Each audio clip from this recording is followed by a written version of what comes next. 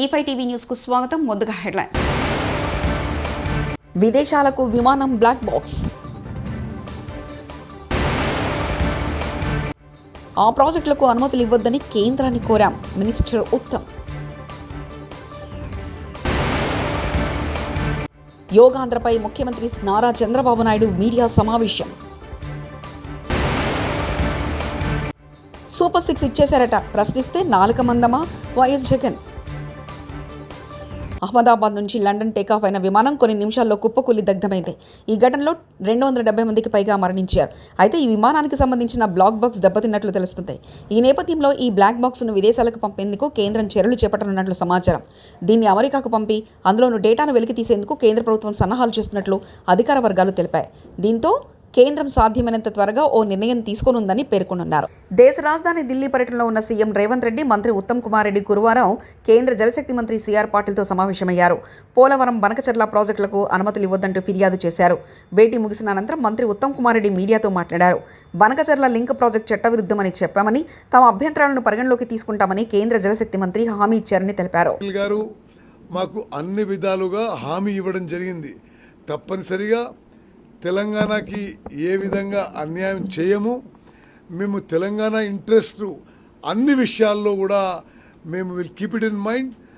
And వారు అతి త్వరలో ఇద్దరి ముఖ్యమంత్రుల సమావేశం కూడా ఏర్పాటు చేసి అన్ని విషయాలు చర్చిస్తారని చెప్పి కూడా హామీ ఇవ్వడం జరిగింది. ఏపీలో చంద్రబాబు ప్రభుత్వం విద్యారంగాన్ని భ్రష్టు పట్టించిందని ఆరోపించారు వైఎస్ఆర్సీపీ అధినేత వైఎస్ జగన్. విద్యారంగంలో మేము తెచ్చిన సంస్కరణలు నాశనం చేశారని అన్నారు. తల్లులకు డబ్బులు ఇవ్వకుండా మోసం చేశారని అన్నారు. దీనిపై ఎవరైనా ప్రశ్నిస్తే మీ నాలుక మందమని బెదిరిస్తున్నారని వైఎస్ జగన్ తెలిపారు. అరటి, చీని, కొక్కో, ఇప్పుడు పొగాకు, మామిడి కూడా ప్రతి పంట కూడా ఏ పంటకు కనీస మద్దతు ధర రావడంలా రైతులు అష్ట కష్టాలు పడతా ఉన్నారు. ఈ మధ్యకాలంలోనే పల్నాడు జిల్లాలో 2 ఆత్మహత్యలు పొగాకు రైతులకు సంబంధించి పల్నాడు కొండేపులో జరిగితే 2 రోజుల కిందట పల్నాడులో కూడా చిలకలూరుపేట నియోజకవర్గంలో, వినుకొండ నియోజకవర్గంలో 3, చిలకలూరుపేటలో 2, వినుకొండలో 1,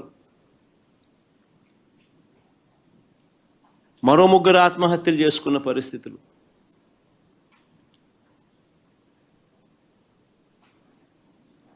ప్రకాశం జిల్లాలో మన కళ్ళ ఎదుటే ఒక 2 ఆత్మహత్యలు జరిగితే మరో 3 ఆత్మహత్యలు కళ్ళ ఎదుటే కనిపిస్తూ ఉన్నాయి. అయినా కూడా ఈ ప్రభుత్వం పట్టించుకునే పరిస్థితి లేదు. అయినా కూడా రైతులకు తోడుగా నిలబడే కార్యక్రమం అంతకన్నా జరగడం లేదు. ప్రజల సమస్యల పట్ల ఎవరైనా కూడా గొంతు విప్పితే చాలు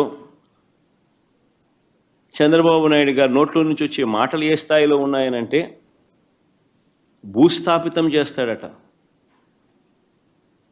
ఆశ్చర్యం కలిగించే విషయాలు. 76 ఏళ్ల వయసు ఆయన, 76 ఏళ్ల వయసులో ఉన్న ఆయన, ఒక ముఖ్యమంత్రి స్థానంలో కూర్చొని ఉన్న వ్యక్తి ఒక టీవీ ఇంటర్వ్యూలో మాట్లాడుతూ ప్రతిపక్షాన్ని భూస్థాపితం చేస్తాడంట. ప్రతిపక్ష నాయకుడు పేరెత్తి ఆయన ప్రతిపక్ష నాయకుడిని భూస్థాపితం చేస్తాడంట. ఆ ఎల్లో మీడియాకి సంబంధించిన ఓనర్, ఆ టీవీ ఓనర్ ఒకడు అడుగుతాడు, ఎప్పుడు భూస్థాపితం చేస్తామని. ఈయన అదిగో మొదలు పెట్టేశాను, చేస్తూ ఉన్నాను, త్వరలోనే చేసేస్తాను ఈయన అంటాడు. ఆశ్చర్యం. 76 ఏళ్ళ ముసలాయనైనా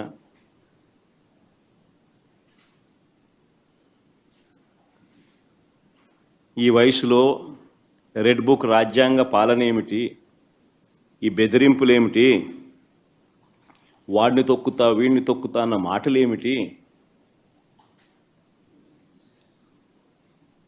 ప్రజలు ఏదో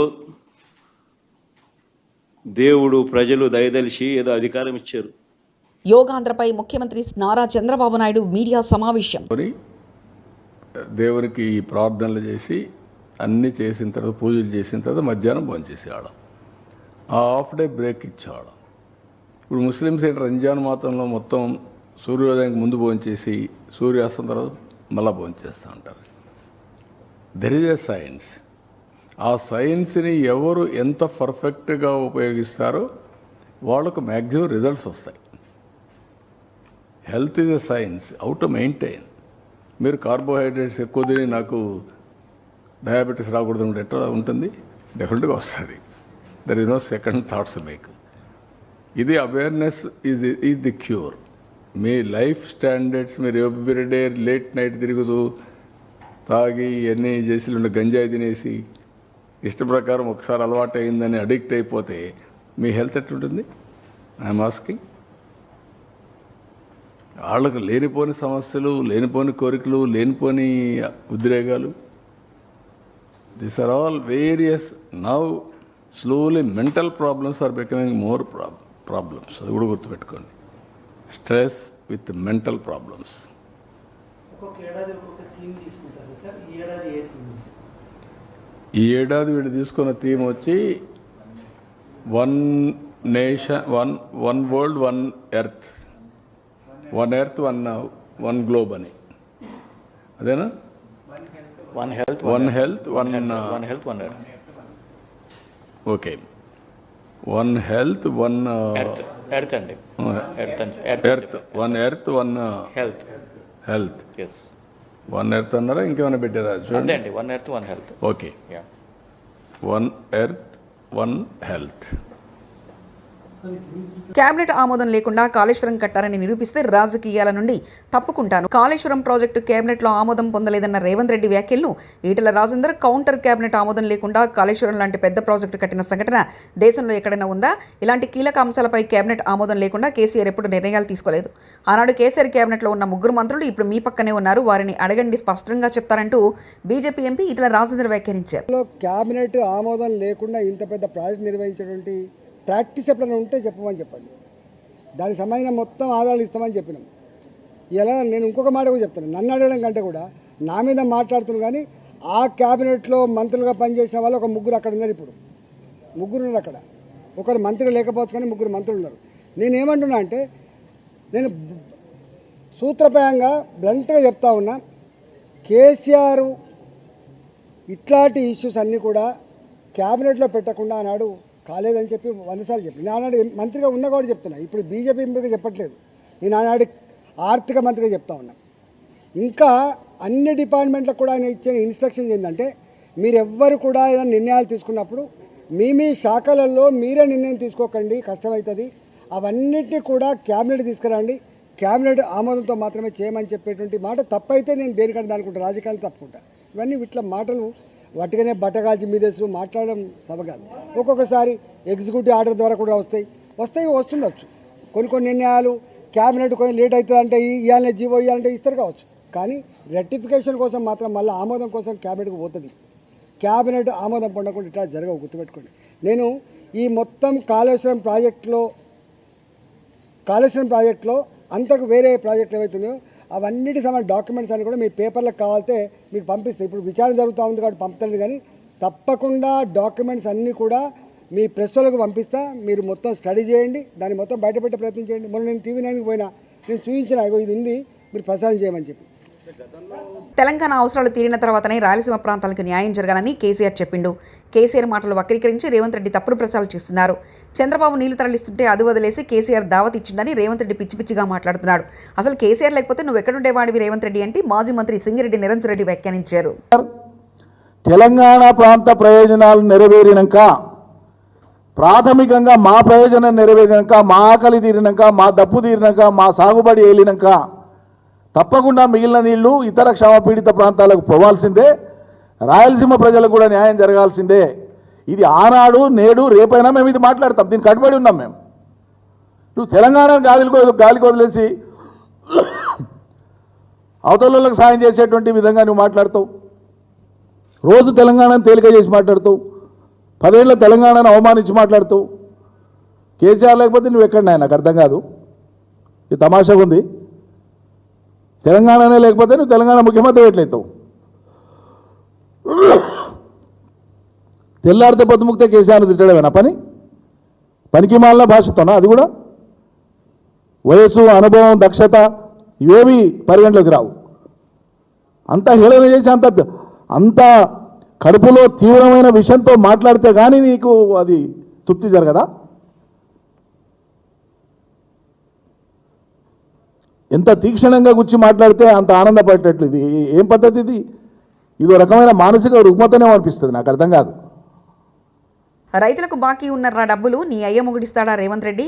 రేవంత్ రెడ్డి కాళేశ్వరం పండబెట్టి పంటలు ఎండబెట్టిండు. వరంగల్ SRSPలోని DBM 38 అనే అతిపెద్ద కాలువ పూర్తిగా ఎండిపోయింది. వరంగల్ రైతు డిక్లరేషన్ ప్రకారం 1 ఎకరం భూమి ఉన్న రైతుకు 25,000 బాకీ ఉంది. రేవంత్ రెడ్డి ప్రభుత్వం ఇప్పుడు 6,000 వేస్తే మిగతా 19,000 నీ అయ్య మొగుడిస్తాడా రేవంత్ రెడ్డి అంటూ బీఆర్ఎస్ మాజీ ఎమ్మెల్యే పెద్ది సుదర్శన్ రెడ్డి వ్యాఖ్యానించారు. ఆరోపణలు చేసిండు, దానికి శాంటిటీ ఉందంటారు ఆరోపణలకి. వారు చెప్పేది నిజమైతే దేవాదులు ఎక్కడుందో ఆయన తెలియదు, బనకచర్లు ఎక్కడుందో తెలియదు. మినిమం బేసిక్స్ లేనటువంటి, అవగాహన లేనటువంటి అవివేకి రేవంత్ రెడ్డి. తన మాటలకు విలువ ఉందంటారా? కాళేశ్వరం మీద కుట్ర చేసింది నిజం కాదంటారా? దేవాదులు ఎక్కడుందో తెలియనోడు కాళేశ్వరం కూలిపోయింది, కొట్టుకపోయింది, కాళేశ్వరం నాశనం అయిపోయింది, అది పనికే రాదని తను చెప్పిన మాటలు, ఉత్తమ్ కుమార్ రెడ్డి చెప్పినటువంటి బ్రోకర్ మాటలు నిజమేనంటారా? దేవాదులు ఎక్కడుందో తెలియనోనికి గోదావరి నది మీద కట్టినటువంటి ప్రపంచ ఖ్యాతి చెందిన కాళేశ్వరం ప్రాజెక్టు పట్ల తను గతంలో ప్రజెంటేషన్ ఇచ్చి నిజమేనంటారా? Thank you. వాహనదారులకు కేంద్రం గుడ్ న్యూస్ చెప్పింది. 3,000 చెల్లించి ఫాస్టాగ్ పాస్ తీసుకుంటే ఏడాదిలో దేశవ్యాప్తంగా ఏ జాతీయ రహదారిపైన అయినా 200 ట్రిప్పులు ప్రయాణించవచ్చని కేంద్ర మంత్రి నితిన్ గడ్కరీ ప్రకటన చేశారు. కార్లు, జీపులు వంటి నాన్ కమర్షియల్ వాహనాలకే వర్తిస్తుందని స్పష్టీకరణ చేశారు. ఆగస్టు 15 నుంచి ఇది అమల్లోకి వస్తుందని కేంద్ర మంత్రి నితిన్ గడ్కరీ తెలిపారు. उसकी अगर टोल पे किया जाएगा तो उसकी कीमत कम से कम 10,000 से ज़्यादा रुपए का टोल देना पड़ता था, वो केवल 3,000 रुपये में होगा. और ये जो वैलिडिटी है 1 साल में 200 ट्रिप वो क्रॉस कर सकते हैं. इसके साथ साथ एक ट्रिप मीन्स एक टोल को क्रॉस करना. इसका फ़ायदा ये होगा कि 200 ट्रिप्स यानी 200 टोल क्रॉस करना होगा और एक टोल क्रॉसिंग की एवरेज कॉस्ट केवल 15 रुपये पड़ेगी. कुछ जगह पर ये 80 रुपये है, 50 रुपये है, 100 रुपये है, तो ये केवल 15 रुपये हो जाएगी. और मान लीजिए एक टोल पर आप 50 रुपये भी देते हो तो 200 टोल क्रॉस करने पर उसकी कीमत 10,000 होगी. उसके बदले में आपको केवल 3,000 रुपये में ये पास मिलेगा, एनुअल पास, और सालाना 7,000 रुपये की बचत होगी. और अभी जो सिस्टम हम लोग ला रहे हैं उसके बाद टोल नाके पे जैसे रुकना पड़ता था, रुकने की भी ज़रूरत नहीं पड़ेगी. और निश्चित रूप से ये जनता को ये स्कीम से राहत मिलेगी. ये स्कीम केवल नेशनल हाईवे के लिए है क्योंकि वही हमारा अधिकार है. बाकी रोड जो स्टेट के होते हैं उसके ऊपर ये लागू होने का प्रश्न ही नहीं होता. मैं फिर से एक बार आपको ये विश्वास दिलाता हूँ कि इससे काफ़ी बड़ी राहत मिलेगी. और 15 अगस्त से ये स्कीम पूरे भारत भर शुरू होगी और जिसमें निश्चित रूप से आपकी जो तकलीफ थी वो कम होगी. मैं फिर से एक बार आप सबका बहुत बहुत अभिनंदन करता हूँ और आपको शुभकामनाएं देता हूँ. ధన్యవాద్, నమస్కారం. కృష్ణా జిల్లా నాగాయలంకలో నిర్వహించిన జలయోగా తెలుగు బుక్ ఆఫ్ రికార్డులో స్థానం దక్కించుకుంది. యోగాంధ్ర కార్యక్రమంలో భాగంగా శ్రీ రామపాద క్షేత్రం వద్ద కృష్ణానదిలో జలాసనాలు నిర్వహించారు. యోగాసనాల్లో స్థానికులతో పాటు వివిధ ప్రాంతాల నుంచి వచ్చిన 150 మంది చిన్నారులు, పెద్దలు, విజయవాడకు చెందిన అవారాజల అభ్యాసకులు పాల్గొన్నారు. వీరు నదీ జలాలపై శవ, వాయు, దిగ్బంధనం ఆసనాలు వేసి ఆకట్టుకున్నారు.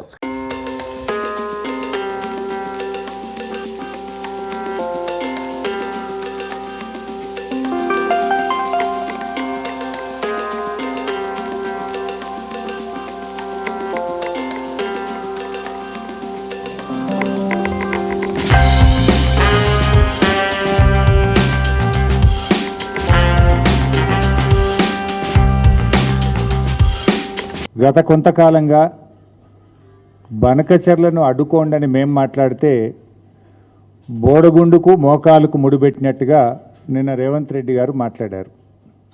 అసలు విషయాన్ని పక్కన పెట్టి సొల్లువాగుడు వాగారు ముఖ్యమంత్రి గారు. బేసిన్ల గురించి బేసిక్ నాలెడ్జ్ లేకుండా నిన్న రేవంత్ రెడ్డి గారు మాట్లాడారు. ఆయనకు బహుశా విదేశాలకు విమానం బ్లాక్ బాక్స్. ఆ ప్రాజెక్టులకు అనుమతులు ఇవ్వొద్దని కేంద్రాన్ని కోరాం. మినిస్టర్ ఉత్తమ్. యోగాంధ్రపై ముఖ్యమంత్రి నారా చంద్రబాబు నాయుడు మీడియా సమావేశం. సూపర్ 6 ఇచ్చేశారట, ప్రశ్నిస్తే నాలుక మందమా వైఎస్ జగన్. ఇవి బులెటిన్ విశేషాలు. చూస్తూనే ఉండండి E5 టీవీ న్యూస్.